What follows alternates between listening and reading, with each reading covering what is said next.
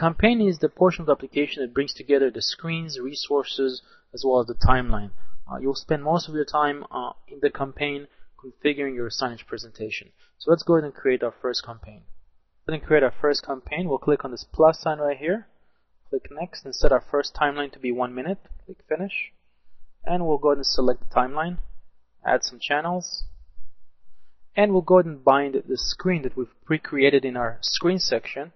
So we'll go ahead and add that to the timeline as well. And once we have our 3 channels in our screen configured for our campaign, we can switch to this toolbox and drag the screen that we've pre-configured onto the screen section.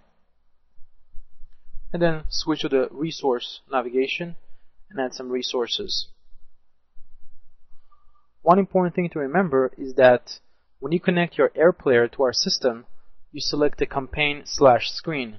So if you have multiple campaigns and multiple screens, you can configure each player remotely to connect to the particular screen and particular campaign that you want. And the last thing we need to do is we need to assign each channel to the region that you want it to play at.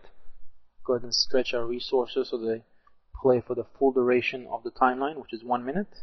Then go ahead and click on the screen division and drag the channels into whatever area you want this particular channel to play at. Once we've done that, we can go ahead and click on the player preview and watch your presentation. Or you can also click on this HTML icon. It will give you a URL that you can give to people online and they'll be able to watch your presentation.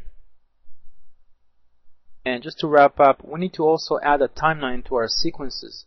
So let's go ahead and switch to sequences right here. We'll take the timeline that we've created and we'll drag it. If you had multiple timelines, you can drag them into this data grid here and select the order of each timeline. So if we want to switch back to the timeline and add timeline 2 as well as timeline 3, we can go back to sequences and you can control which timeline will play and the order.